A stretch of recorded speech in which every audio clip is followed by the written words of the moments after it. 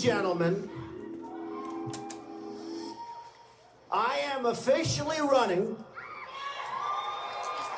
for President of the United States, and we are going to make our country great again. I was called by a major reporter, whose name I won't use, and he said to me, what you've done has never been done in the history of United States politics. And more people are resonating to what I'm saying, and that's why I'm leading in every poll. We will have so much winning if I get elected that you may get bored with winning. I think I have to win. I'm about winning. You call women you don't like fat pigs, dogs, slobs, and disgusting animals. Your Twitter account... Only Rosie O'Donnell. The big problem this country has is being politically correct. I've been challenged by so many people, and I don't frankly have time for total political correctness. This is a tough business to run for president. You're a tough guy, Jim. And we need to have a leader that is real tough. You're never going to be president of the United States by insulting your way to Well, let's see. I'm at 42 and you're at 3, so Doesn't far matter. I'm doing better. Doesn't matter. So far I'm doing better. You know, you started off on the edge. You're moving over further and further. Pretty soon you're going to be off the edge. I will build a great wall on our southern border, and I will have Mexico pay for that wall. The former president of Mexico, Vicente Fox, he said today, and I'm quoting him, he said, I'm not going to pay for that, quote, effing wall. How are you going to make them pay for the wall? I will, and the wall just got 10 feet taller, believe me. Tolerance for criminal aliens, 0.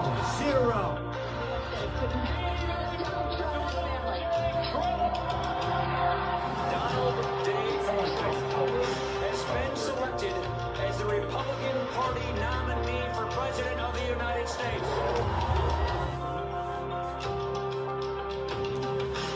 Ladies and gentlemen, the Republican nominee for President, Donald J. Trump, and the Democratic nominee for President, Hillary Clinton. At least I have a plan to fight ISIS. No, you're telling the enemy everything you want to do. No, we're not. See, you're telling the enemy everything you want to do. No wonder you've been fighting ISIS your entire adult life.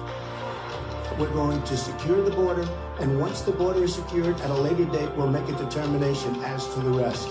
But we have some bad hombres here, and we're going to get them out. We'll release my tax returns against my lawyer's wishes. When she releases her 33,000 emails that have been deleted, Make sure I did not support the war in Iraq. 2002. That is a mainstream media nonsense put out by her, because she, frankly, I think the best person in her campaign is mainstream media. My Social Security payroll contribution will go up, as will Donald's, assuming he can't figure out how to get out of it. But what we want to do is to replenish the Such a Social nasty Security one. Trust Fund. After getting the subpoena, you delete 33,000 emails. And then you acid wash them, or bleach them, as you would say. Very expensive process. So we're going to get a special prosecutor, and we're going to look into it, because you know what? You ought to be ashamed of yourself. Secretary, it's just awfully good that someone with the temperament of Donald Trump is not in charge of the law in our country. Because you'd be in jail. Secretary Clinton. And I will totally accept the results of this great and historic presidential election if I win. So, Jenny, could he actually win? No freaking way! There's not going to be a President Donald Trump.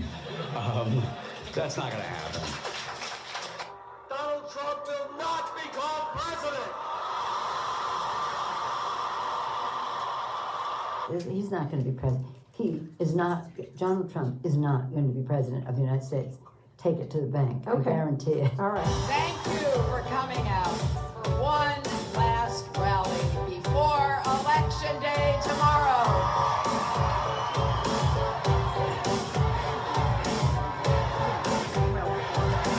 Let's make history together. Thank you and God bless you. Going into this night, where do we stand? This is where we stood coming into the night, 268 to 204, so clearly an advantage for Secretary Clinton. Florida been going back and forth, just changed again. It's only 11,000 vote lead just now. It changed. Math on your feet, I like this. Anderson, this night is turning out to be a real nail-biter. All along, the Trump campaign has been saying that Florida's a must-win for them. And I mean, they can't win without it. Donald Trump, we project, will win in Kentucky with its 8 electoral votes, in Indiana with its 11 electoral votes, West Virginia, Oklahoma, Tennessee, Mississippi, South Carolina, Alabama, Kansas with its 6 electoral votes. The scene here is so different than it was a few hours ago when people were happy and relaxed.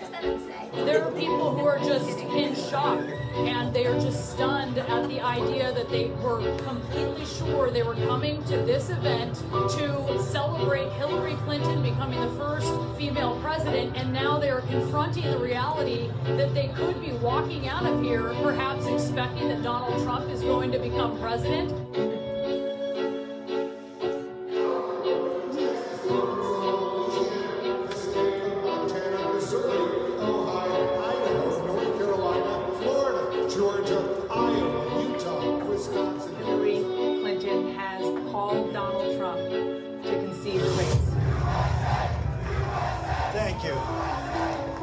Thank you very much, everybody. Sorry to keep you waiting. Complicated business. We did have a lot of fun fighting Hillary, didn't we? Right? We pledge allegiance to one flag, and that flag is the American flag. From now on, it's going to be America first. Okay? America first. Please raise your right hand and repeat after me.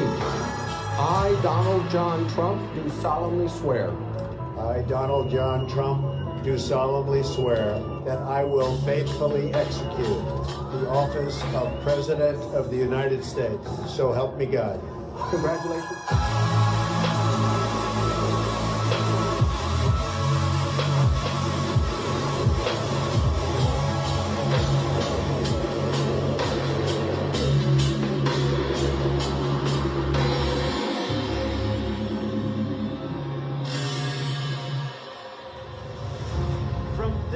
Day forward, a new vision will govern our land. From this day forward, it's going to be only America first.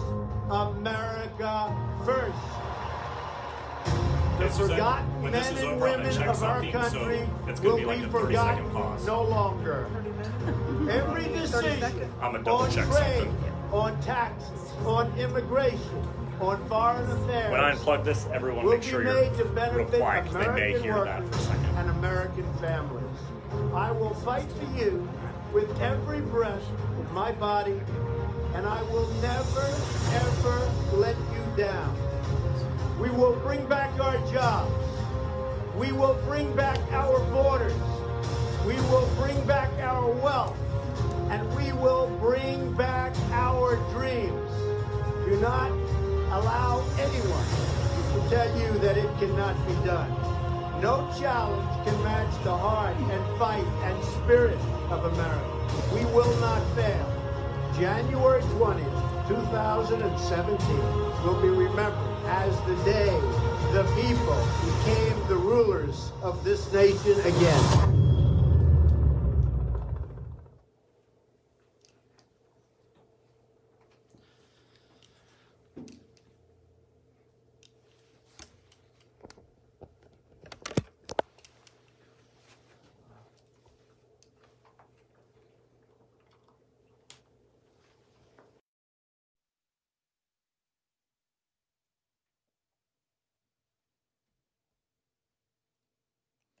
I'd like to call tonight's meeting to order. We have a lot planned for you, and I hope you enjoy the evening, and we'd love and appreciate if you would share this with your friends. So let's get started. We'll be led in prayer tonight by Alexa Newman. Alexa is the director of the Carolina Pregnancy Center in Spartanburg, and she also serves as the executive committeeman for Spartanburg County.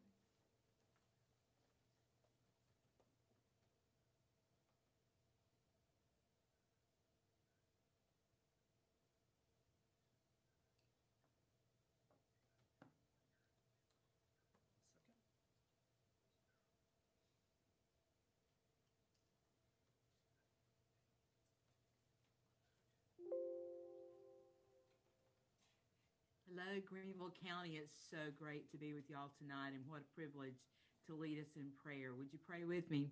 Father, thank you so much for an opportunity to gather, some in person and some technically. But God, we just thank you that you are always accessible to us, that you always hear our prayers, and we thank you for that. Lord, you know the state of our country right now.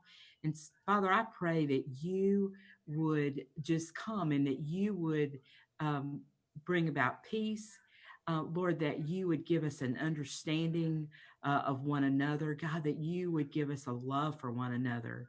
Thank you for the country, for the United States of America. Thank you for our president, Donald Trump, and for our vice president, Mike Pence. Lord, thank you for these two men that have willingly given themselves up to serve you. Thank you for all of our elected officials in South Carolina. Thank you for our first responders, for those men and women who serve in the service. And God, I would pray specifically tonight for Spartanburg and Greenville County, God, that you would keep us safe, that as protests and different activities take place, God, that you would keep us safe. Lord, that believers would take a stand, and God, that we would show one another that we belong to you by the way that we treat one another.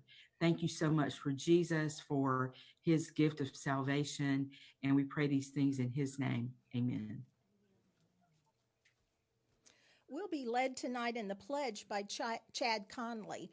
Chad is a former chairman of the South Carolina Republican Party, and he is also the CEO of Faith Wins, which is an organization that engages Christians in the political process. Chad? Suzette, thank you for having me. Mr. Chairman, members of the Greenville GOP, if you're able, please rise and let's say the Pledge of Allegiance to the greatest, freest, most successful nation in the history of the world. I pledge allegiance to the flag of the United States of America and to the republic for which it stands, one nation, under God, indivisible, with liberty and justice for all. God bless y'all. We next have the Republican Creed, and this will be led by Colonel Bobby Davis and his wife Kathy, who are both involved in the American Legion Post 214 in Taylors, and they are both part of our Republican Party in Greenville.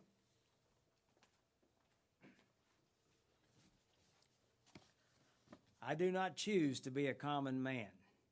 It is my right to be uncommon. If I can seek opportunity, not security, I want to take the calculated risk to dream and to build, to fail and to succeed. I refuse to barter incentive for dole. I prefer the challenges of life to guaranteed security, the thrill of fulfillment to the state of calm utopia. I will not trade freedom for beneficence, nor my dignity for a handout. I will never cower before my master, save my God. It is my heritage to stand direct, proud, and unafraid, to think and to act for myself, enjoy the benefit of my creations, to face the whole world boldly and say, I am a free American.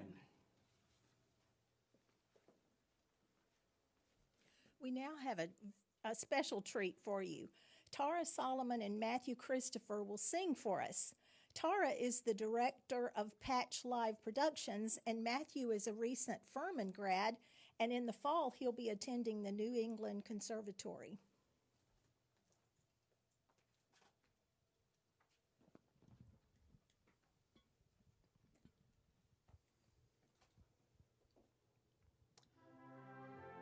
For While serving as the British ambassador to the United States in 1912, Sir Cecil Spring Rice was recalled to Great Britain after the U.S. entered World War I. As a child of God, Rice was faced with the overwhelming need to love and to sacrifice for one's nation, and ultimately for the kingdom of God.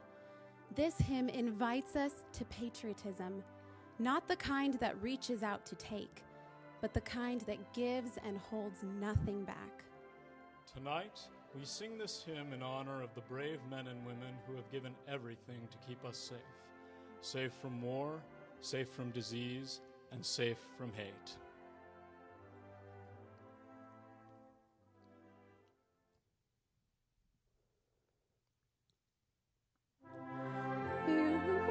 To thee, my country, all earthly things above, entire and whole and perfect, the service of my love. The love that asks no questions, the love that stands the test, that lays upon the altar the dearest and the best. The love that never falters, the love that pays the price, the love that makes undaunted the final sacrifice.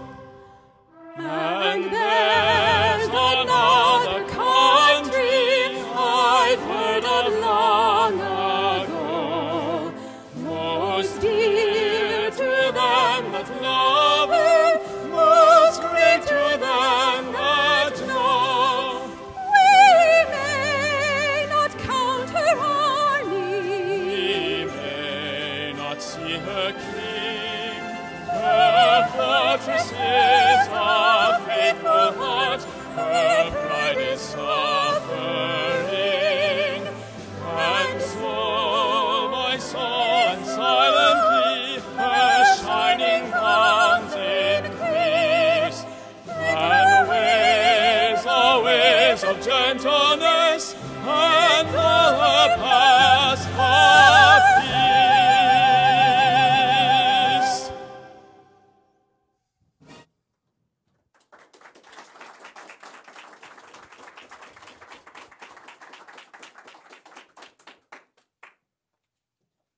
Thank you, Tara and Matthew. I'd like to welcome you tonight to the June meeting of the Greenville County Republican Party. We're delighted to have you join us tonight. I'm Suzette Jordan, and I am the executive committeeman from Greenville County, which means that I represent the county at the SCGOP Executive Committee in Columbia. We are still working under some restrictions for large groups. We had planned to have an old-fashioned stump meeting tonight, but instead we hope you enjoy this, our Facebook Live stump meeting. And remember, the primary is June 9th. We'll first hear from our secretary, Karen McManaway.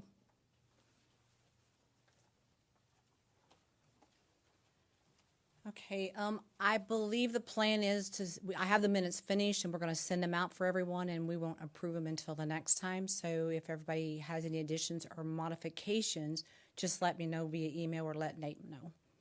Thank you. Our treasurer's report now will be given by our treasurer, Scott Stevens. Good evening, everyone. For the sake of time, I'm going to give a quick summary of our financial position tonight. This report is for the period of February 1st, 2020 to May 30th, 2020. Our beginning balance on February 1st was $88.58. Our ending balance on May 30th was $52.93. Our income is down a little bit at this time because we were planning to have our Bronze Elephant event fundraiser this year in May, and we had to postpone that because of the virus. At this time, we've rescheduled the event for September. So for more information, you'll be getting that later on, closer to the event. And if anyone has any questions, particularly the executive committeemen or the presidents, feel free to contact me and I can give you more detail on the financial situation of the party. Thank you. Thank you, Scott. I don't have an executive committee report tonight, which I usually give at this time since we've not had a meeting since February. We did have a 4th District online convention, however, and I want to thank each of you that participated in that. We elected our national delegates to the convention, and I'd like to congratulate those delegates and alternates. Congratulations to Nate Loip, Linda Garner, and Lisa Watson for being elected delegates, and to Jane Kaiser, Jared Spencer, and Curtis Smith as alternates. The state online convention will be held on Saturday, June 13th, and if you've not registered, please do so this week. Now we'll hear our chairman's report from Chairman Nate Loip.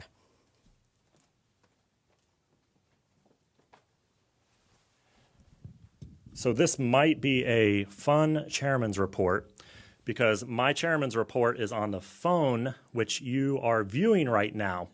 So I'm going to do this a little off cuff. The first thing I wanted to do is thank Diane Mitchell. Many of you have seen over the last few days some candidates' videos from a forum that she did at Sugar Creek. And Diane, tell us a little bit about that and thank the people that helped you with that. Thank you, Nate. We had a great event over at Sugar Creek May 28th, and I'd like to thank the ECs and the presidents of the District 21 precincts that helped me do this. This is a precinct-driven event that we got together and wanted to put something out there so that the candidates in our area, the local candidates in our area of the down-ballot races, were able to get directly to the voters. So Gail Stanley, the EC of Silverleaf, Robin Duffy, the president of Timberlake, Lance Byers, the EC of Thornblade, Stacy Shea, the EC of Circle Creek, and Bobby Cox, the EC of Granite Creek, were all very helpful in putting the questions together. We had a meet and greet out on the lawn, and then we had about a 2-hour forum. And each race, you can look on my personal Facebook page and find the races individually, or you can go on the GOP Facebook page because we were able to do this Facebook Live, thanks to Nate. And it's on that page, although the picture you have to look for when you're looking for it, it's two chairs and a plant in between them. It doesn't look like there's anything going on, but that's what you have to click on to look at the video. I want you to know about this for 2 reasons. If you were in District 21 or Senate 12, or you're interested in the coroner's race, you can find out more about these races by looking at those videos. Please share it and let other people know about it. And the second thing I want you to understand is that as a reorg chairman, it's my job to get involved at the precinct level. And you could do this at the precinct level too by getting together with other people in your area. So if you would like to do something like that, please email me at thirdvice@greenvillegop.com and I'll help you do it.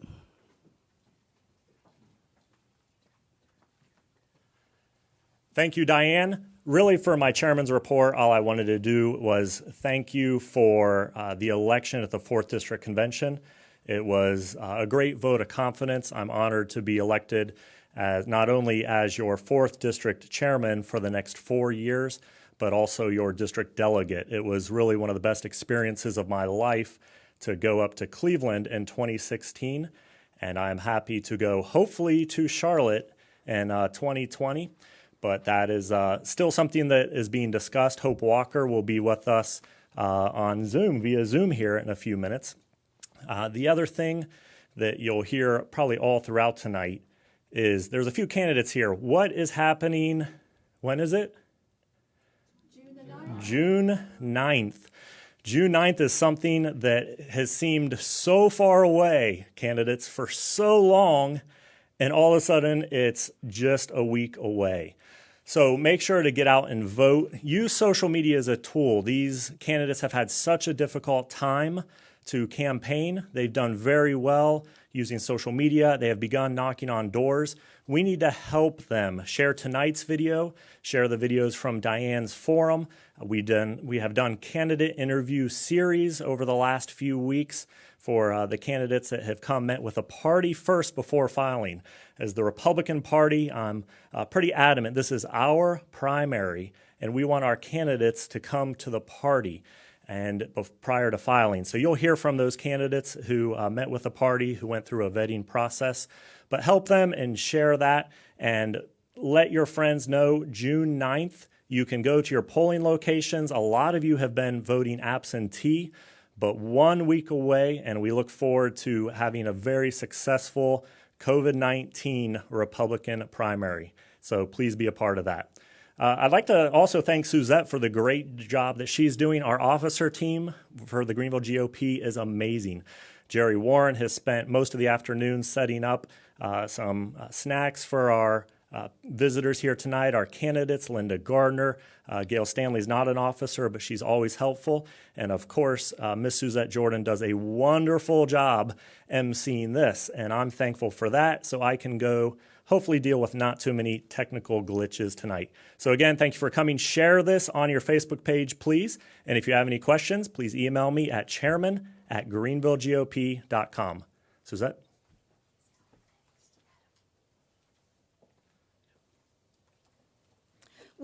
We will now hear from our meeting sponsor, Representative Adam Morgan, who represents District 20 in State House in Columbia.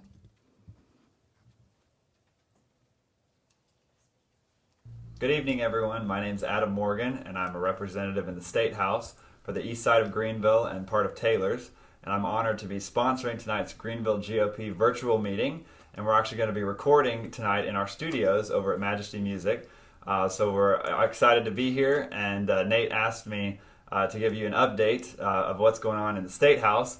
And unfortunately, not a whole lot's currently going on because we're furloughed due to COVID-19. However, we are going to be meeting in September, doing most of the work we normally do in the spring in a session during September. So continue to contact us, advocate for your conservative policies, and definitely let us know if you need anything as legislators.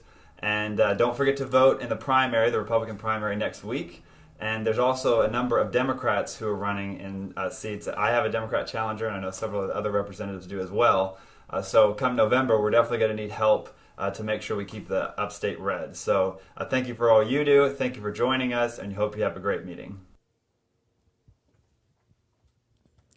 We'll now hear from Jerry Warren, who is our Vice Chair for Events.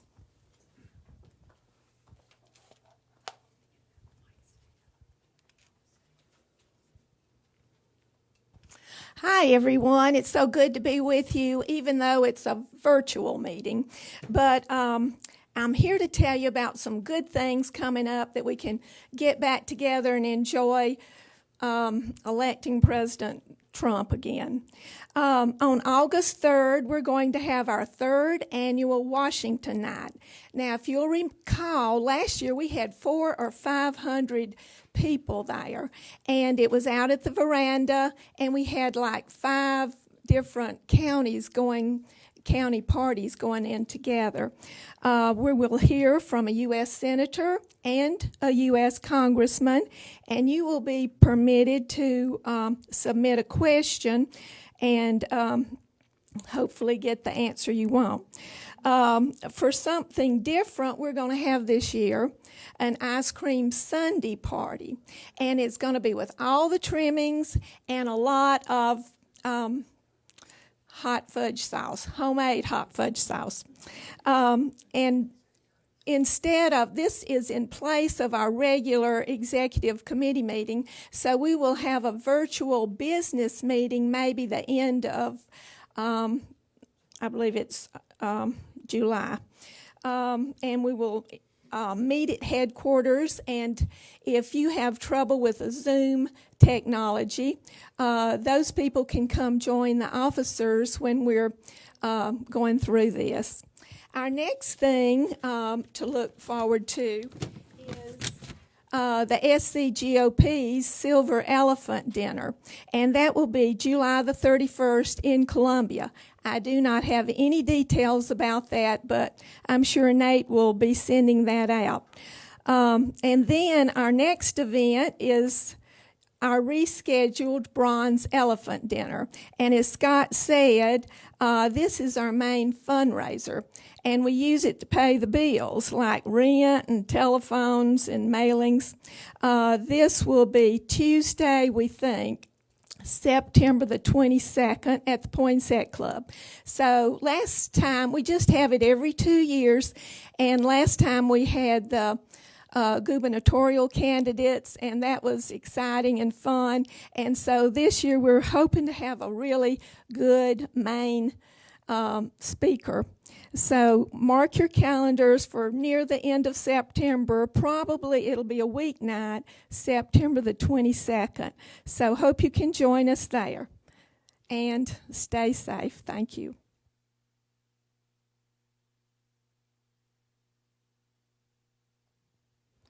We'd now like for you to watch a first responder video that the Greenville and the Spartanburg County Republican parties did together.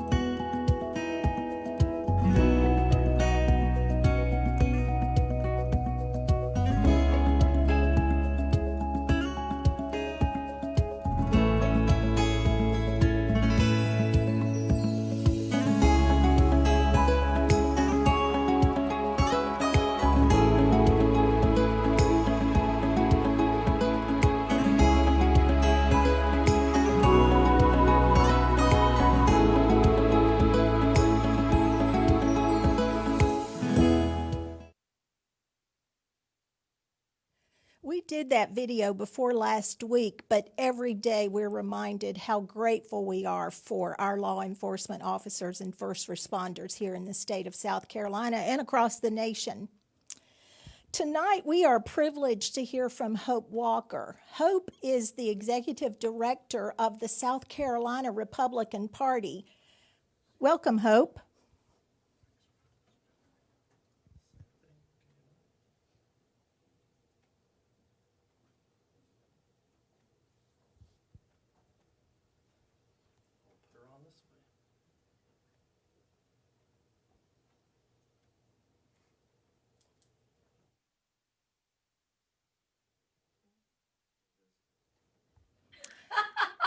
Again, Hope is the executive director and the hardest working Republican in the state of South Carolina. So we are privileged to have her join us tonight by Zoom.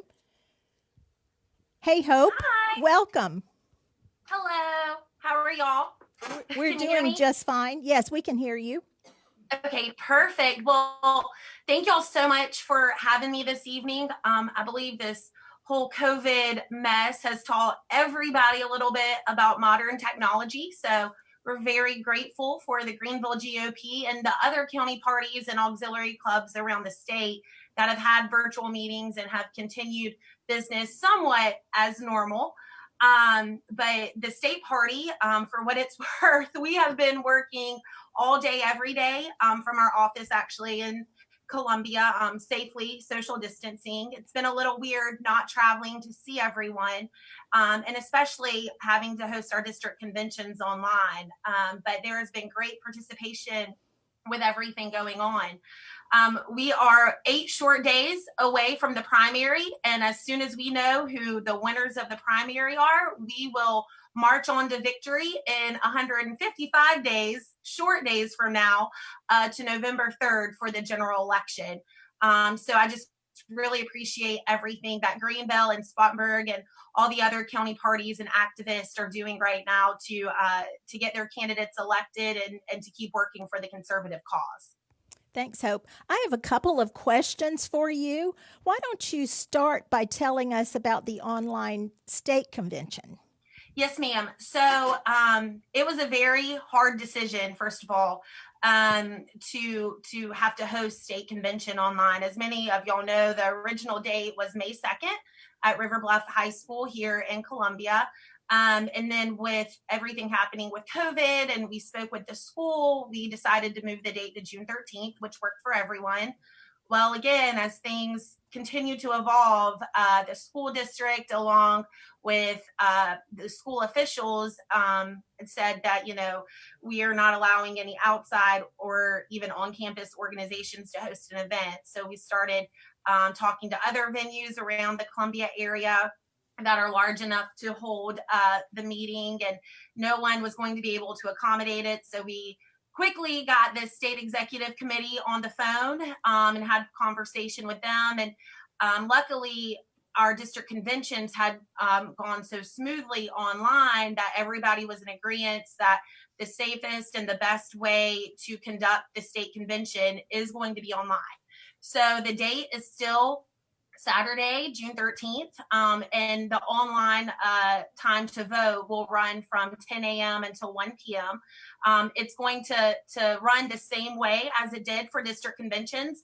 The only difference in your ballot is that you will have a picture next to the name of everybody running. At the state convention this year, we will be electing a national committeeman, national committeewoman, and then also delegates, or what we call at-large delegates from the state level to represent us on the national level as national delegates to the national convention in Charlotte in August. So we will get 26 delegates and 26 alternates at the at-large level. So folks will be able to vote up to 52 people. So you can vote for just one person, or you can vote for up to 52 people, and any combination in between. And we actually have a Facebook group for anybody that is a state delegate or state alternate that they can go and join. And we update that daily with those folks that are running as national delegate, and they're allowed to campaign on there.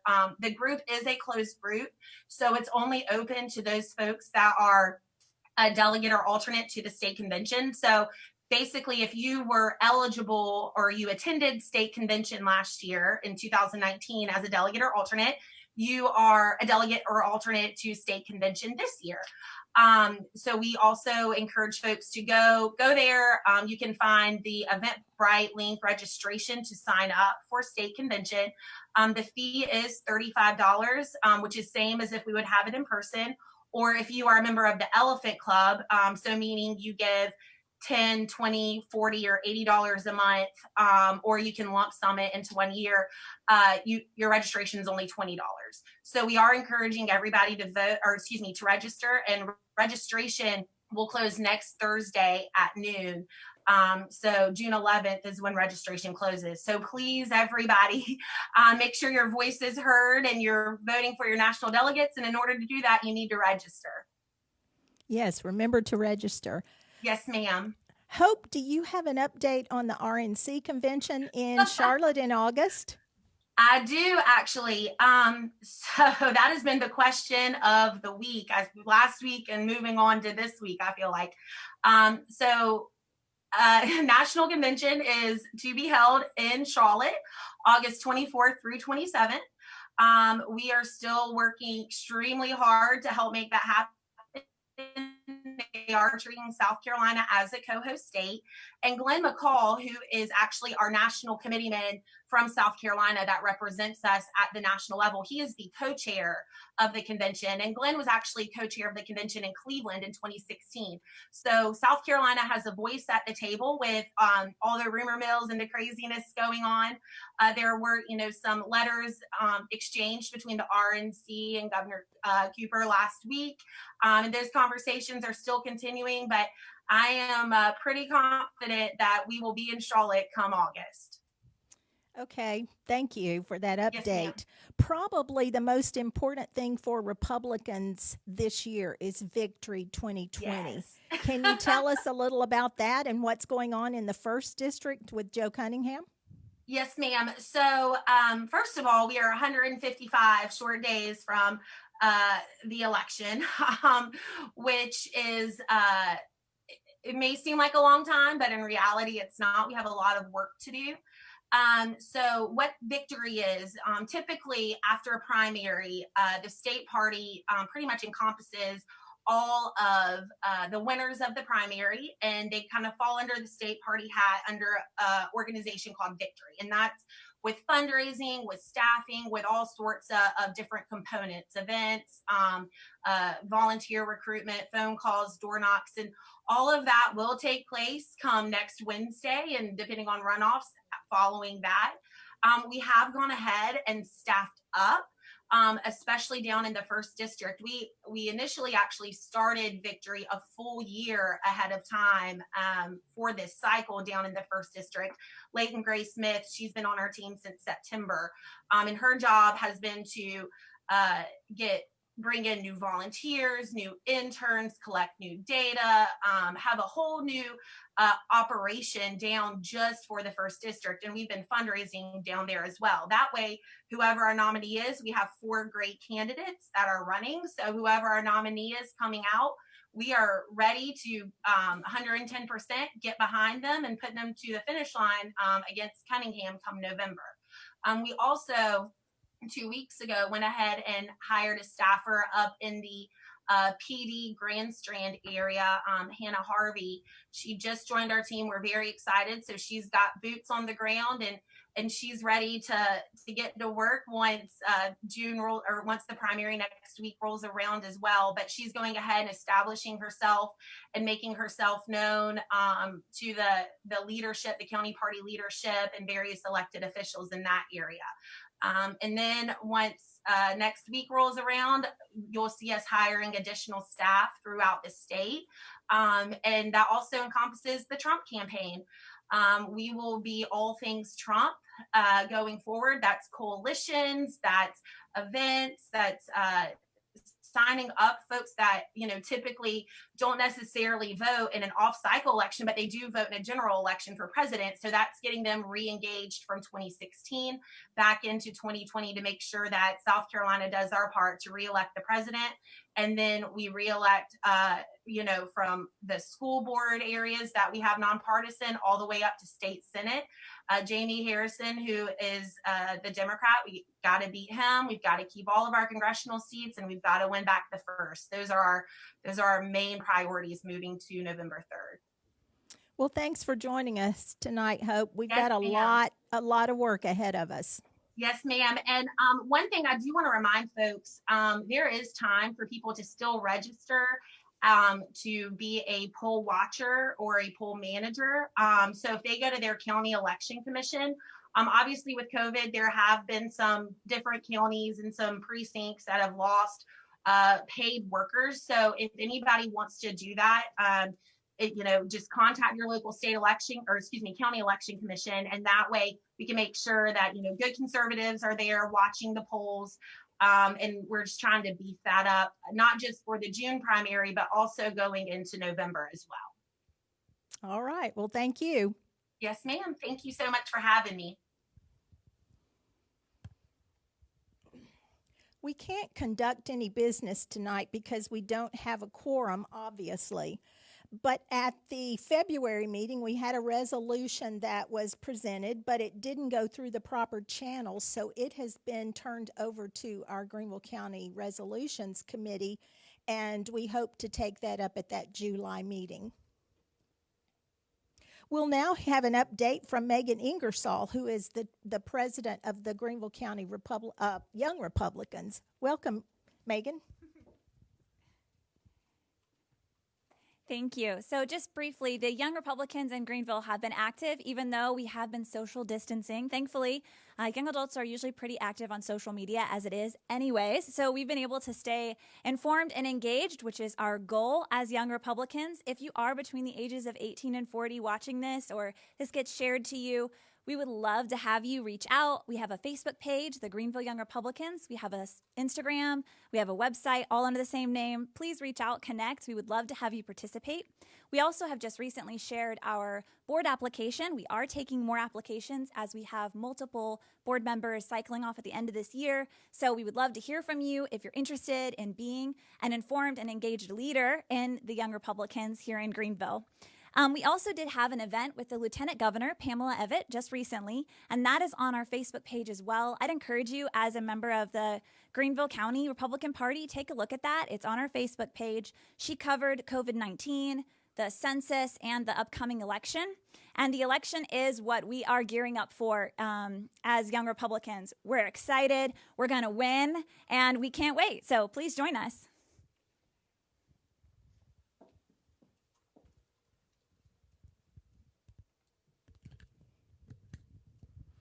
Thank you, Megan. Well, now for what you've all been waiting for, we're going to have our stump meeting part of the evening. And our first candidates will be for coroner, and they are Parks Evans, who is the incumbent, and Stacey Owens. So now we'll hear from them.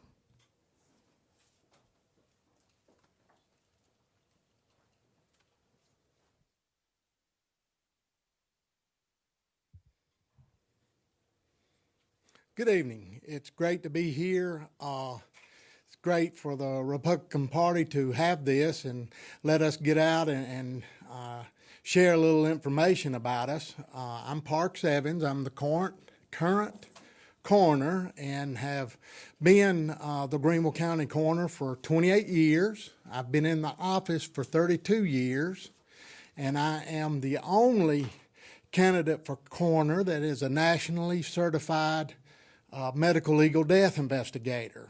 And I'm very proud to say that I was within the first 300 in the United States to sit for the national board exam and to pass it. And my investigators with my office, all but 3, it takes 2 years to check off all the boxes that you have to check off to be able to sit for the exam.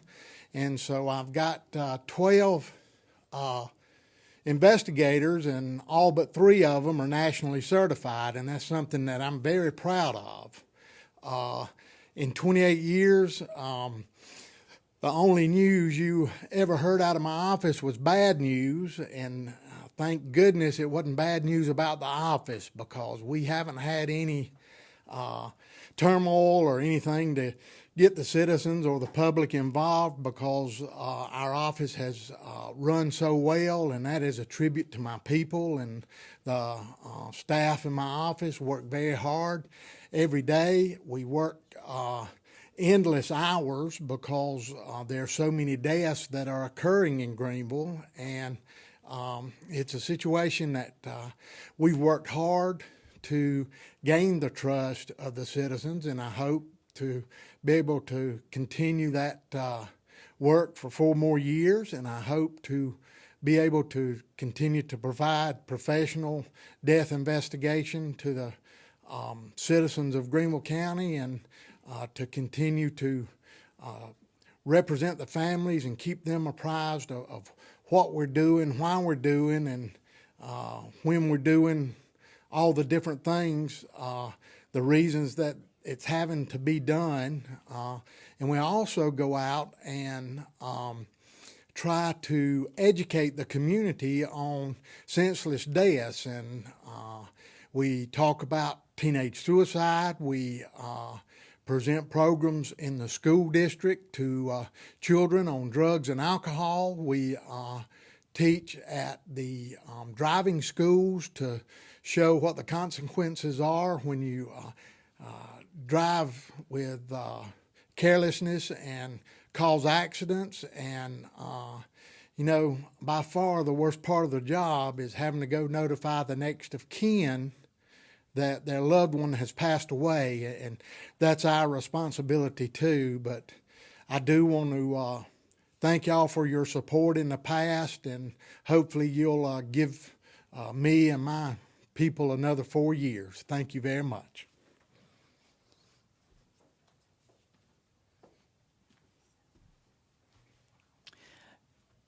Good evening. My name is Stacy Owens, and I just first want to say congratulations to my daughter. Just left the Bon Secours Wellness Arena. She just graduated from Simpsonville. So to all of the graduates this year in Greenville County, thank you, and thank you to Greenville County Republican Party. I've got 27 years as a police officer, but and just retired in January. But 19 years of that was investigations of death, and I started out as an investigator. And I went there not just as an investigator, and that we're talking from the crime scene all the way through court proceedings, court prosecution. And so I've got all the technical investigation skills. And I led the detective division from as a detective, and then a sergeant of the violent crimes unit, and then back as a captain. And there's over 30 different investigations in that unit. But things started changing for me throughout my career. And that was when I became an internal affairs investigator. And so then I'm governing policies and procedures for and working the investigations of complaints against police officers. And through that, we had an in-custody death in 2010 where my life and my passion began to change. And that was, we were attempting to transport someone with mental illness, and he died in our custody. But through that is where the advocacy for mental health and these needless deaths that I've been talking about. And I learned and teamed up with a National Alliance on Mental Illness, which now I'm a national member of, and developed some programs. And for the past 10 years, I know you can't stop death, but we certainly can do things to reduce it. Things like suicide. You know, we have a problem with suicide in our area, but there's not a lot of people talking about it, but it affects all walks of life. We also have a chronic problem, an epidemic with opioid overdoses. And I work with these stakeholders. And then, of course, there's distracted driving that we sometimes forget about, and DUIs that affects everybody's life. And so I'd love to bring those partnerships to the coroner's office. So with that, the next step that I have is a 100-day plan. I only plan to run 3 terms. I feel that you can make that difference in 3 terms. The national average of a police chief is 3 to 7 years, and I think I can make that difference. So things in that 100 days, we need to have our coroner's office accredited. We need policies and procedures that govern us in compliance with the national standards. So those are things that I really want to do in that office. Another thing that I'm going to do is called a SWOT analysis: strengths, weaknesses, opportunities, and threats. And in regular terms, that's seeing what's working and what's not. We have some phenomenal staff at the coroner's office. We have investigators that have been there for a long time. I want to rely on what they are doing. I want to see what's working and what's not. And there's been some rumors, and I want to dispel them. I've known these deputy coroners, some of them for 20 years, 22 years, and I want to rely on them, and I want to mentor them to where they can take over the office as a coroner. And I want to provide and do a work study on the hours that they are working. And so that reduction in hours will help them out with a quality of life. And thank you. Sorry.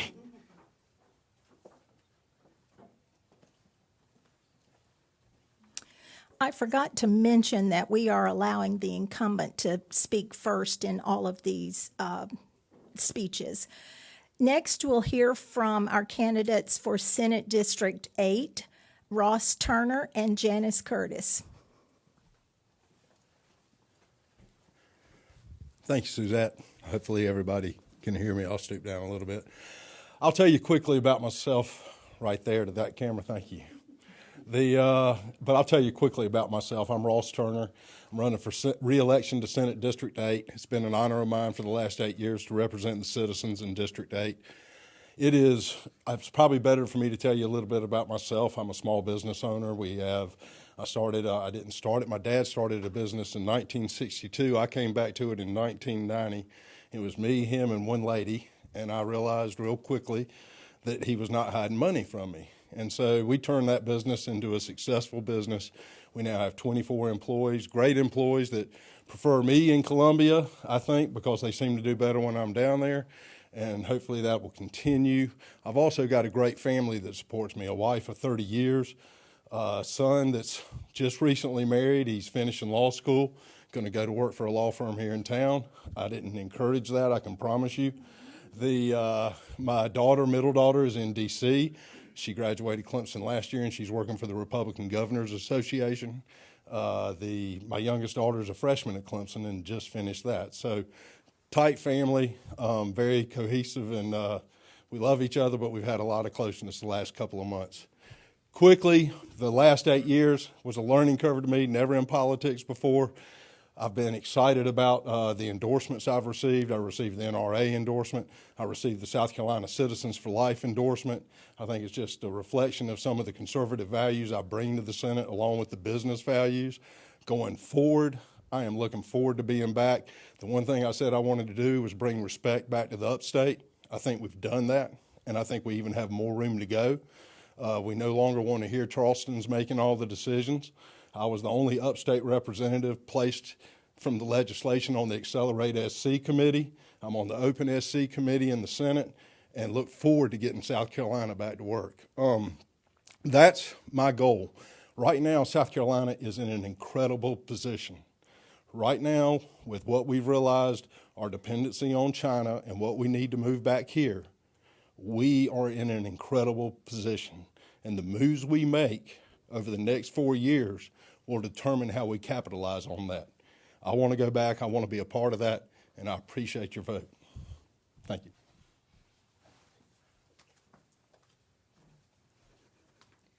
I'm not as tall. Thank you. I'm Janice Curtis, and I'm running for District 8 Senate seat. I am a small business owner. I started my business myself. I've been in business for the past 15 years. And I can tell you the recent COVID disaster that we all went through had a great toll on my business.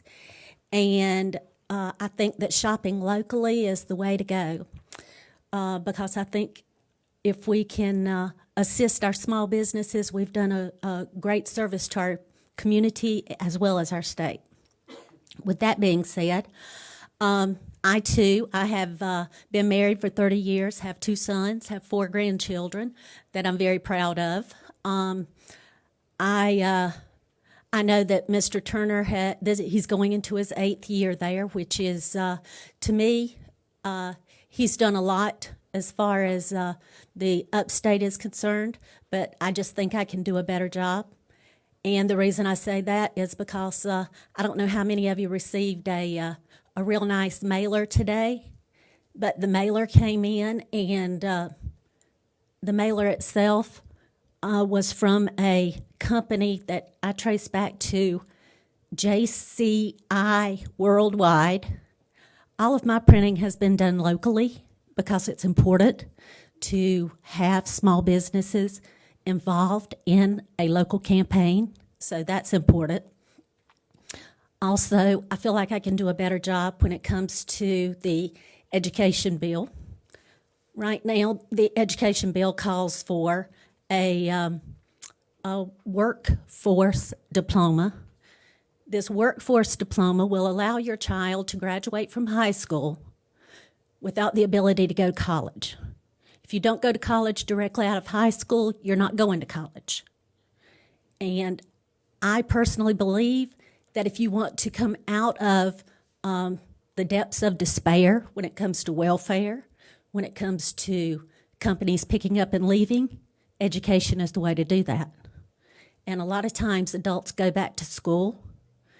Well, this bill also calls for no remediation whatsoever for any of the students that desire to go back to college.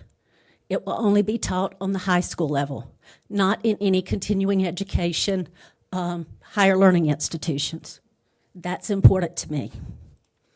Also, after speaking to the Pastors for Life, the heartbeat bill, I know that the heartbeat bill is important, but the personhood bill is even more important.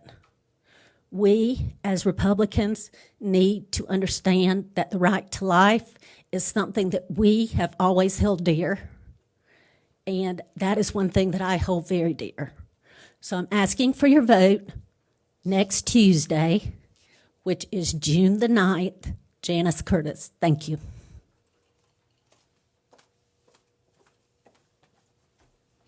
Thank you. Now we'll hear from the candidates from Senate District 12, Scott Talley and Mark Lynch.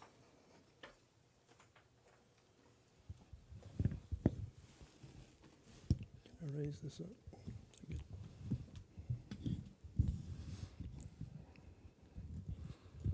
Got it. Thank you very much. I want to start tonight. You're going to hear from a lot of candidates, but it was touched on earlier how much the Greenville County Republican Party and all of its volunteers have done to help us educate you through this most different campaign season than we've ever been a part of. So I want to thank Nate and Suzette, all the precinct leaders, Diane for the event last week. Please do take the time and go watch the videos that have been posted. I think you'll learn a lot about the candidates and you'll see differences in our approach and what we plan to do when elected to serve you in Columbia. My name is Scott Talley. My wife Kelly and I have been married going on 17 years. We have 3 wonderful sons, age 15, 13, and 8, all who attend public school in Spartanburg County.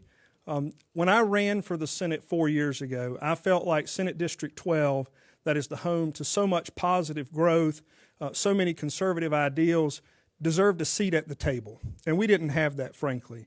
My job, my goal when I went to Columbia was to work with other people to bring forth solutions to problems that have faced our state for far too long, but there hasn't been the political will to deal with them. I'm talking about our education system, not only its funding, but also opportunities for all to excel in a South Carolina education. I'm talking about our infrastructure. When I campaigned before, the biggest difference between my opponent and I was I said I would vote to fund roads because that can had been kicked down the road far too long. And we did that. And we put DOT reform in that bill so that you can see how your tax dollars are being spent. And we put transparency in that bill so that there's an online search engine available to every taxpayer in the state of South Carolina to see where that money's going. There's a lot of work left to do, but those who didn't want to fund our roads don't offer solutions on how we're going to get there. When we talk about North Carolina and we talk about Georgia, they had the foresight to do years ago what South Carolina finally did in 2017. So we've got miles to go, literally, but it's important that we have a voice that's at the table that can work with people to make sure the upstate is getting its fair share of money to improve our infrastructure. I was fortunate to work on the education reform bill this year. That bill was passed to the Senate floor and then passed to the House. Hopefully we can finish that work and make improvements in the area of education. I've been strongly pro-life. I think it's interesting that some people would take the position that I've not been pro-life. I invite you to explore that on your own. As a senator, you don't have line item budget powers. The governor alone has that power. And so when line items are taken out of the budget, look at my history of sustaining vetoes to support and continue to push a pro-life message in South Carolina. I've been a strong supporter of the Second Amendment and our ability to fish and hunt and defend ourselves, particularly at a time like this. And speaking of that, now is not the time for divisive politics in the state of South Carolina. This district deserves somebody that can go to Columbia, continue to work on issues that matter, take important stands, not looking just to the next re-election, not trying to govern on sound bites, but being a force to be reckoned with in the South Carolina Senate. And I look forward to earning your vote. I hope you'll visit my website, scotttalleyforsenate.com, and my Facebook page, Scott Talley SC. Thank you very much.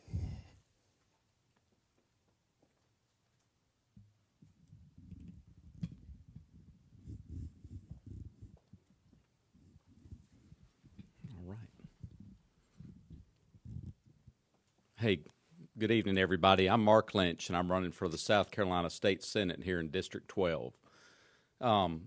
You know, I stand 100% on the Republican platform. When I read that and look at it, that is what I do. God is first in my campaign. You'll see that on all my campaign signs.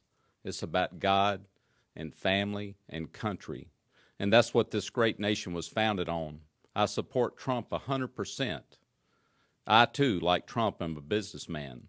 I've taken a business of 4 or 5 people in 37 years to 100-plus people. We're a debt-free business corporately and personally. I stand for things that are hard to stand for. In my statements I've made on my campaign literature that I won't compromise, and I won't, not on things that come into matters that involve truth. I'm not going to stand for things and make a deal with good old boy systems and bend the rules and break the Republican platform that we stand for here tonight as an elected official and change what the Republican ideals are. God is first in everything. I will make every decision based on godly principles. After that, it has to go through our U.S. Constitution that I stand for. I'm a conservative Christian Republican, and I stand for our Constitution. If those values are things we need to do to vote on past that filter, we'll move to the next one. Is it necessary? If it is necessary, after we have vetted the question or the need in our state for our citizens that I work for, if we need to do it, then we'll look at ways to do it without increasing any taxes. I'm for flat taxes. I think we need to redo the whole tax system. I know that in my business, I have to cut expenses and get rid of waste and inefficiencies every day. During this COVID virus, our company is excelling. We are beating last year's sales records. That was the greatest year in our 68-year history at Jeff Lynch Appliance. A lot of y'all know me for that. You know me in the community. You know what I stand for. We support all the Christian values. We work carefully, and we support heavily mission projects like Miracle Hill. It was mentioned earlier about the opioid crisis. We hire people that come out of the Overcomers program. We mentor them. We disciple them in our chapel that we have in our company twice a week. And we have men that have started from homelessness who've been with me over 25 years that have keys to our business, and they'll have a great retirement plan. Our company supports that. We put God first in our business. This isn't about me tonight. It's about our Lord and Savior Jesus Christ, and that's who I surrender to, and I humbly serve Him. And a leader that we're looking for in this state Senate position has to have a servant's heart. I have that. I can't do anything without my God, but I can do all things with Him. So I know we can take an issue like abortion and completely turn it over and get that handled. I know that we can do many big things with me. I know that we can win with God because all things are possible, and that's who I serve. And I serve you under God's leadership and this Republican Party to stand on what our Republican principles are, and that's what our great nation and our state was founded on. So thank you for that. I'm Mark Lynch. I'm your senator for Senator in District 12, and I will support you and serve you if you elect me on June 9th. Go to lynchforsenate.com and check us out. Thank you.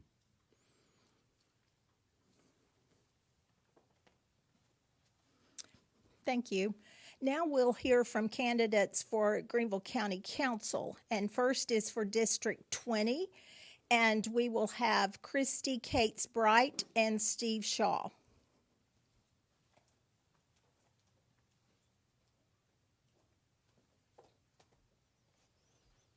Hello, everyone. My name is Christy Cates Bright.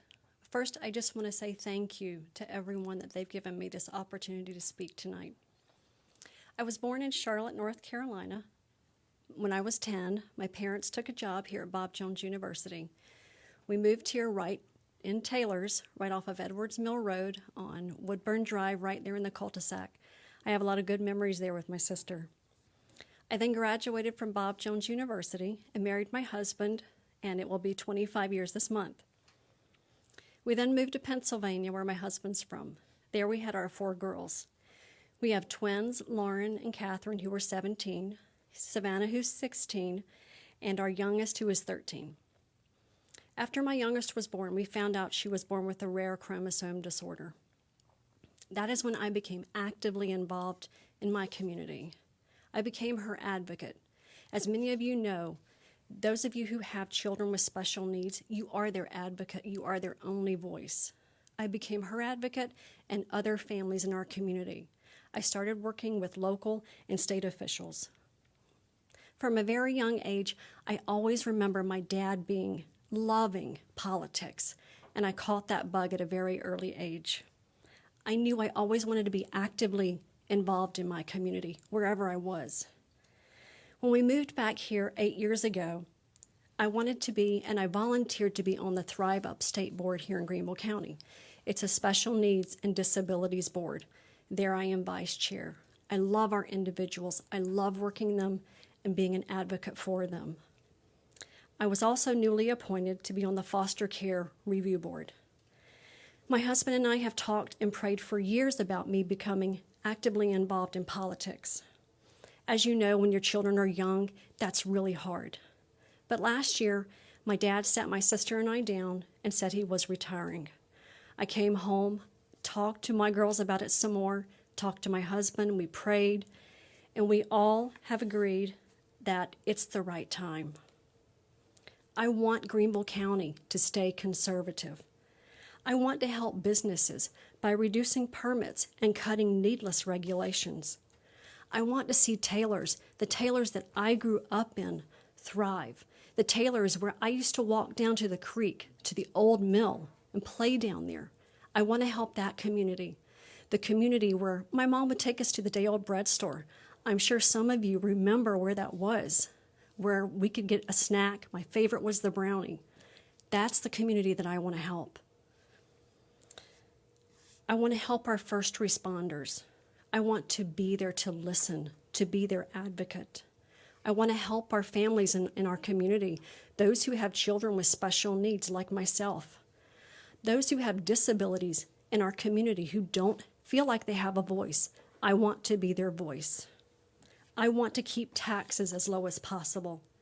Tonight, I am honored to be endorsed by Sheriff Hobart Lewis, Dr. Sid Cates, my dad, Dr. Taylor, and Dan Hamilton.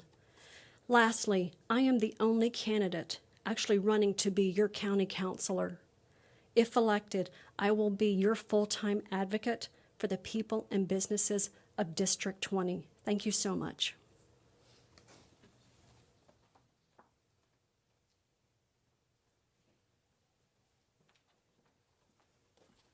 Thank you, Suzette. My name is Steve Shaw, and I want to thank you, Nate. Also, I'm running for Greenville County Council, District 20. It is the seat that is currently being vacated by Dr. Cates, and I want to thank him for his service as a conservative. I've got a simple message. I'm committed to bringing conservative principles to the issues that face Greenville County. Why am I running? Well, there's good news and there's bad news. The good news, as we know, is a lot of people want to move here. It's a great place to live. It's a great place to raise a family. And college kids, they go away to college and they actually want to come back here. The bad news is everybody wants to move here. So what we have is growth, and growth can either go a good way or it can go a bad way. One of the bad ways one of the bad things that growth brings is it brings the temptation to raise taxes. I've always been against taxes. I am for a transparent budget where you know where the money's coming from, where the money's going. I am against the extra fees that have been added and the cost of just living here being taxed just by the fact that you just merely live here. The tendency also with growth is that livability goes down. And that's because our roads get overused, our services get overused, and we have to rely on more and more. Excuse me. Anyway, so I'm running on three basic ideas again: growth, safety, and pro-prosperity.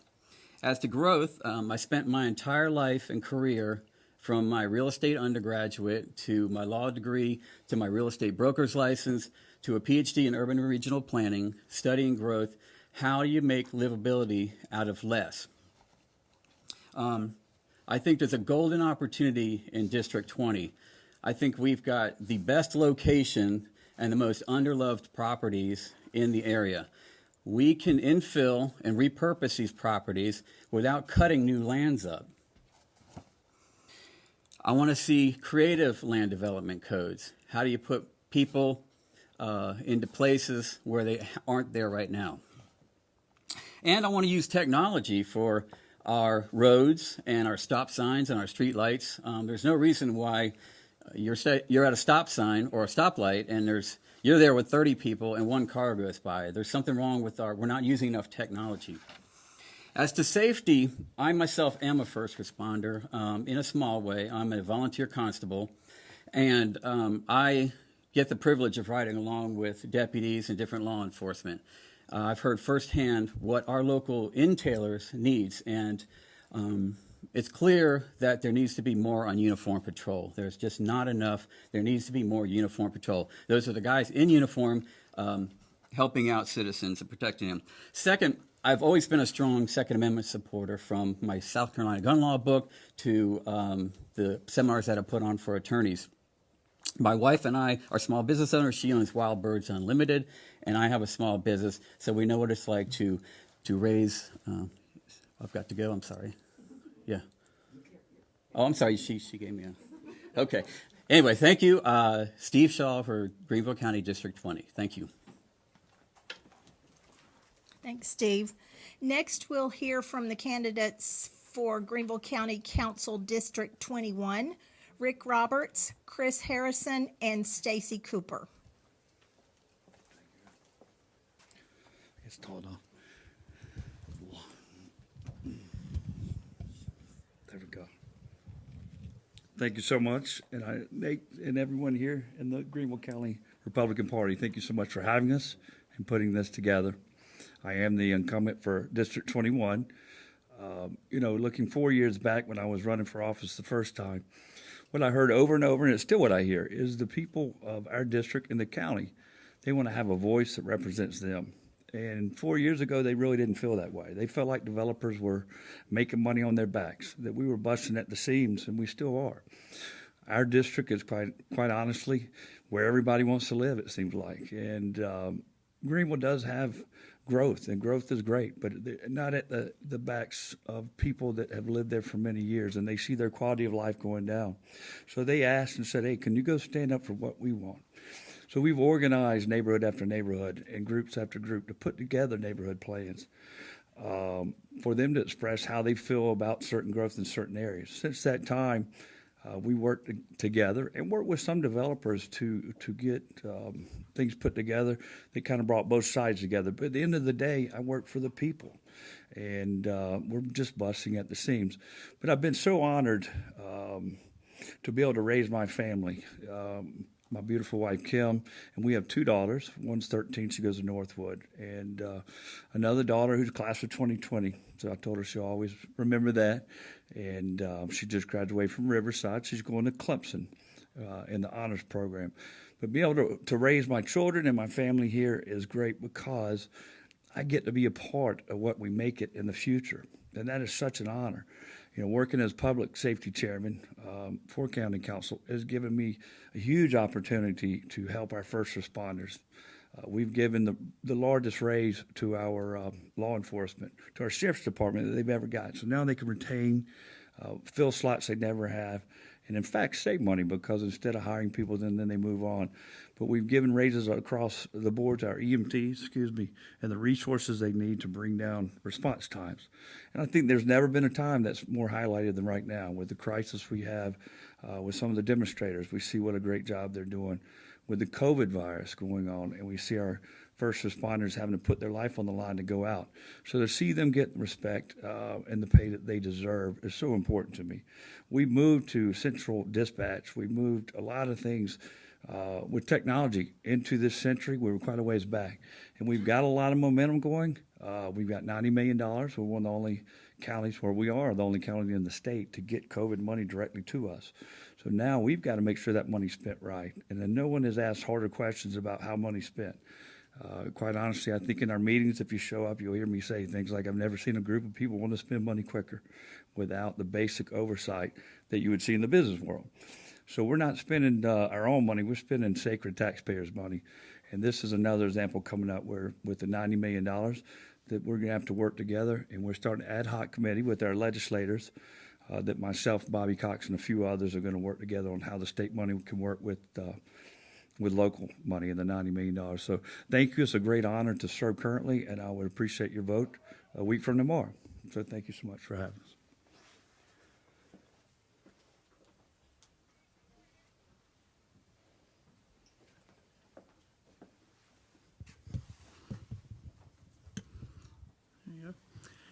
Good evening. Nate, again, as everyone said, thank you all very much for having us. It's another good opportunity to be able to get out and introduce myself and to folks I have not met via the internet. But again, thanks for being here, and I'm looking forward to speaking. So my name is Chris Harrison. I'm running for Greenville County Council, District 21. I'm a lifelong Greenville native. I grew up in a Christian conservative household with my parents, my two younger sisters. We grew up going to Shannon Forest Presbyterian Church and in District 21, and I actually went to elementary school there as well. Grew up a big sports guy. Loved playing sports my entire life, and went on to Riverside High School and played 4 years of soccer there, captain senior year. But more importantly, senior year as well is when I met my now wife of 10 years, Katie. We started dating then, and she's kept me around ever since. So. And also, currently, we have two young children, Penelope, who's 3, and Duke, who just turned 1. They are fantastic children. They were both baptized at Covenant United Methodist Church, where we currently go attend and are members as well. I say all this to say this is my home. This community is where I grew up. It's where I was raised. It's where we're going to raise our children. And it's been so good to me and my family, and I really want to step up and give back to this community and serve it well. So backing up, after high school, went on to Clemson University, where I studied planning and landscape architecture. After graduation, I've spent my entire career in the real estate industry. Actually, right out of school, I went to work for Greenville County in the Planning and Zoning Department, which was a great experience for me. It gave me the knowledge, kind of the inner workings of the county, how the processes and the how things worked, what kind of worked well, what didn't work well. I got to see a lot of insights into that, met a lot of great contacts and friends who I still remain in touch with today and have a great working relationship with. After that, I went to work for a valuation company. Again, this really helped shape my career and allowed me, gave me the skills to work on a lot of the issues that we're facing here in Greenville County and District 21. In this role, we worked with a lot of DOT projects, Department of Transportation projects, specifically SCDOT, on road and infrastructure projects, which, again, as we know, is a big issue in this area from a growth standpoint. So really got to see behind the curtain and how this process worked, and again, what worked well, what didn't work well, what was positive, what was negative, and got great insights to that. And then since 2016, I've been in the commercial real estate brokerage industry, and it's been fantastic. We get to work with property owners, residents, business owners, companies, and really help with their needs and issues that they're looking for. Also, since 2016, I've had the privilege of serving on the Greenville County Planning Commission. Again, another area that's given me valuable experience for the issues we're facing in our area and in our community. It was while a great experience, it can be frustrating at times. You sometimes can get boxed in and have to really search hard for answers and solutions when a lot of those solutions really come at the council level, which is another reason I decided to run. I see a lot of problems that we're facing, and I have the background and experience to help solve those solutions, and I really looking forward to doing that. Again, my name is Chris Harrison. I would really appreciate your vote. And one last thing I want to add, you've heard a lot of talk about growth. We're going to continue to grow, and we need to do it strategically, and we need to do it organized, and I'm the right candidate for the job. Again, I'd appreciate your vote. Thank you so much for your time.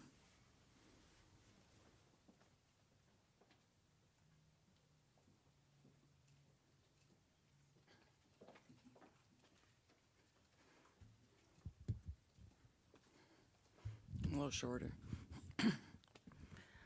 Hi. Thank you, Nate. Thank you, everyone that's here, and thanks to everybody in the virtual world. I'm Stacy Cooper. I'm running for County Council, District 21. Lost in a runoff in 2016, and I'm here to do it again because I'm passionate about our community. I am a mother.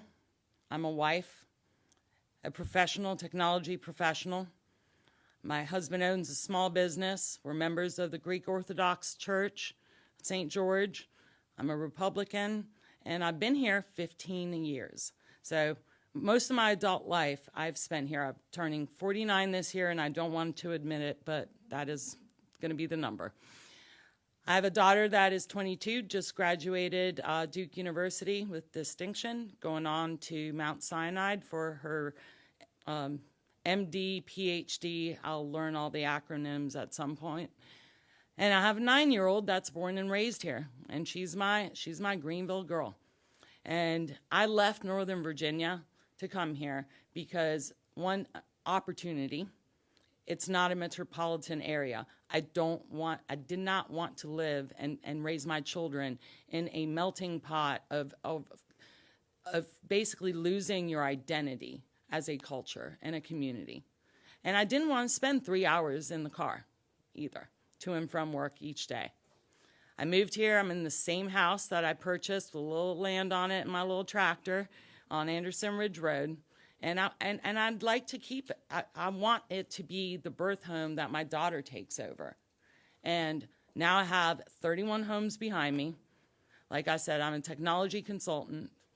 I'm actually called on by leaders to be a thought leader to help them solve problems. And my vertical is municipalities, law enforcement, higher ed education, and large manufacturing.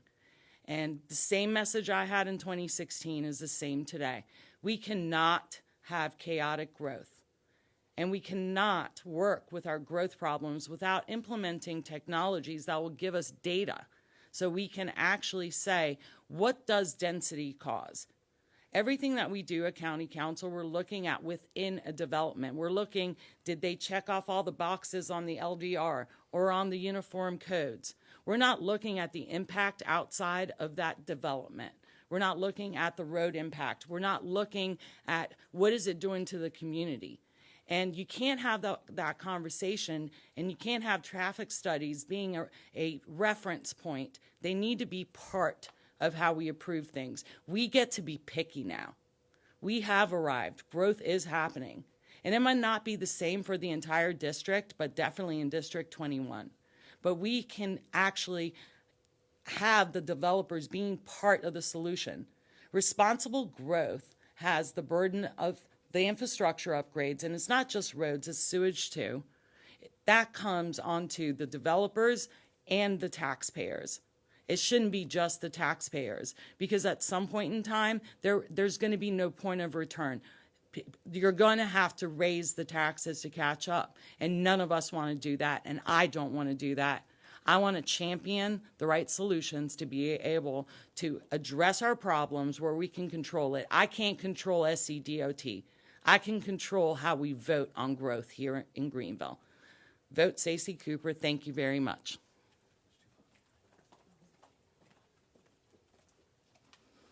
Our last race tonight is for Greenville County Council District 22, and we'll hear from Kenneth Cosgrove and Stan Juvalakis.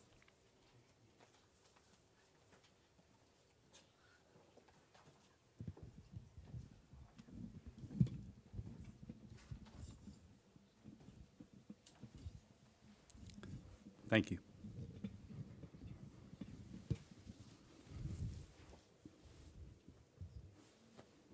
Good. Hi, my name is Kenneth Cosgrove, and I'm a Republican candidate for Greenville County Council, District 22. I appreciate you guys having me out today.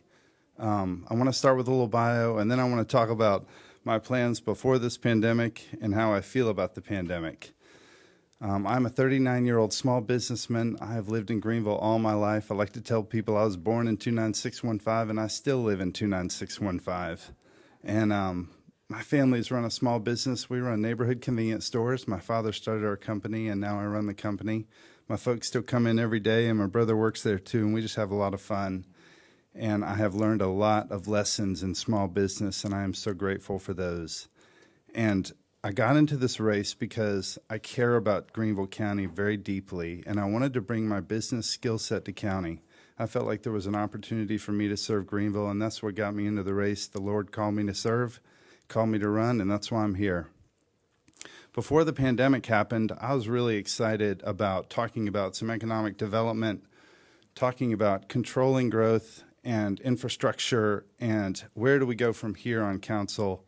And I'm a big believer in not doing things in back rooms, but doing them in front of the public and with the public. But after this happened, I felt like things had changed this spring. It's been the craziest spring of our lives. It's certainly been an exciting campaign, but in fact, there was an article in the Wall Street Journal today that said 90% of municipalities expect a budget shortfall in the next 2 years. 50% of municipalities in the United States expect to cut workers and potentially law enforcement officers. I don't want that to happen to Greenville, and I'm excited to bring all my small business experience to prevent that from happening. I am deeply passionate about this community, and I'd be honored by your vote and your consideration on Tuesday, June 9th. Thank you very much.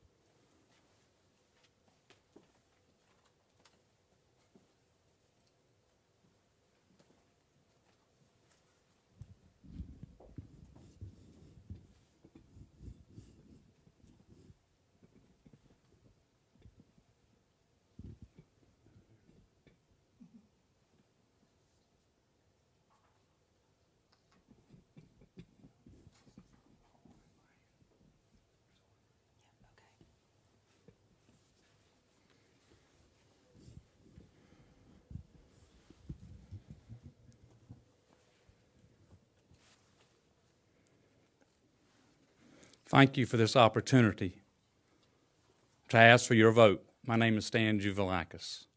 I'm a native Greenvillian. I went to Lake Forest Elementary, League Middle, Wade Hampton High School, and I'm a graduate of South Carolina.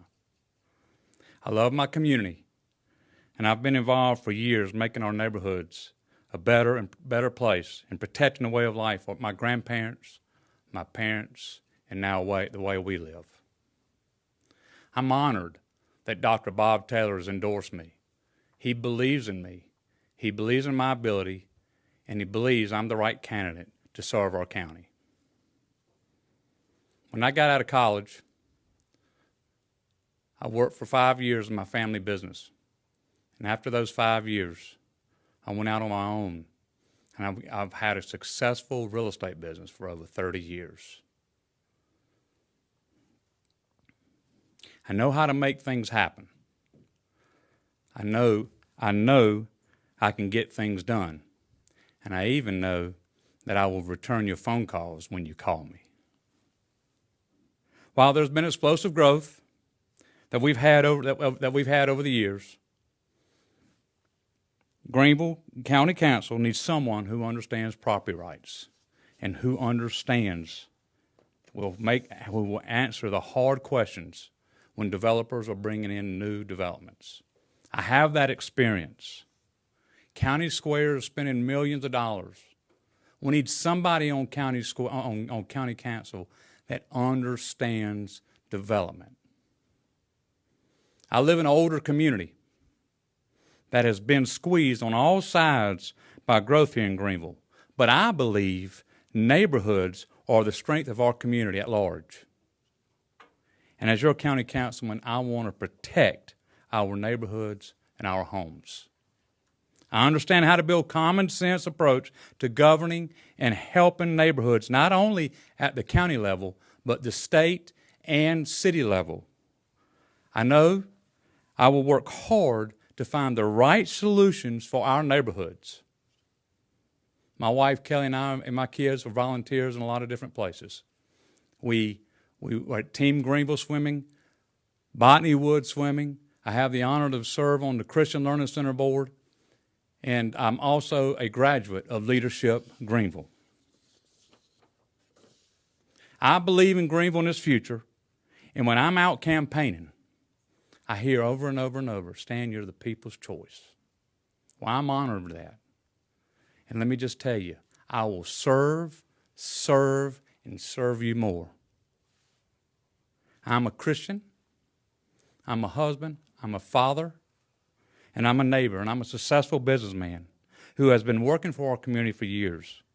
And I will continue to fight for neighborhoods so we can continue the peace and prosperity that's kept us here and brought you here as well. The only way we can continue protecting our neighborhoods is by electing someone who has been on the front lines fighting for you. Many of you know my name. You know my family. And I'm now asking for your vote. I'm Stan Juvelakis, and I'm asking for your vote on June 9th. And a vote for Stan is a safer place. I'm Stan Juvelakis, and I approve this message. May God bless you all. Thank you.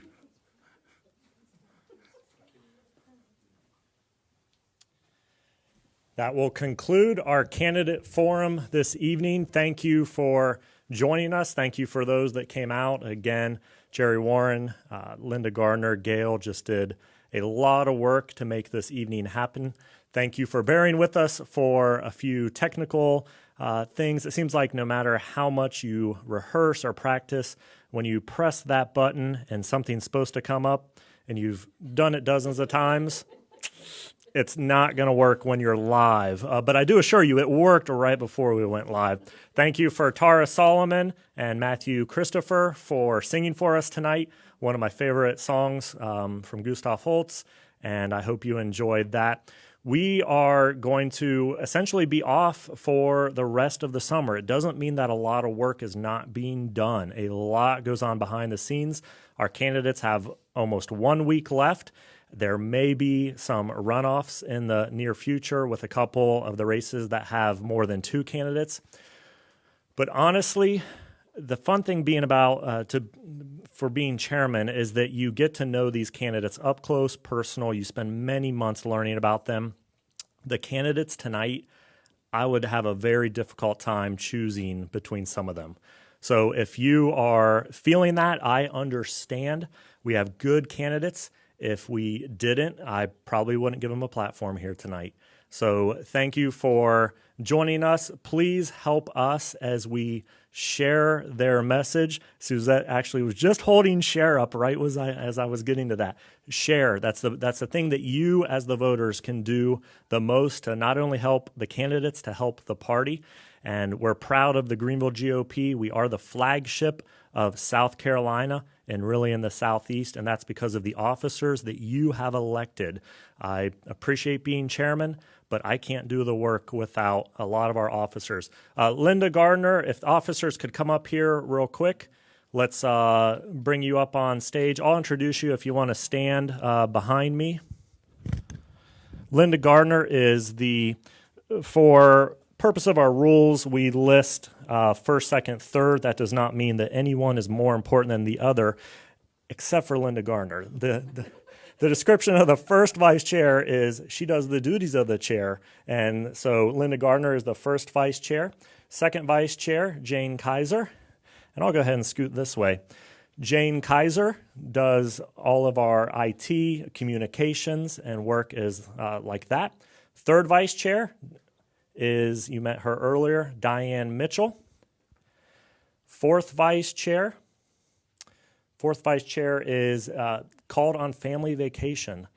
And of course, Jerry Warren, our chair for activities and events, she sets all this up. And I always have her bring our fern to add so much to the aesthetics of the Greenville GOP. Our treasurer, Scott Stevens, fills out all the legal reports. And let's step up a little bit. And our secretary, Karen McManaway, a local attorney. We appreciate her expertise. And of course, your executive committee person, Suzette Jordan, who I tell people that I rarely make a decision without talking to these people. And this is your Greenville GOP team. And I'm very thankful for them. And what's in our audience, can you give them a round of applause? And with that, we will thank you, and we will end this live stream. Thank you very much.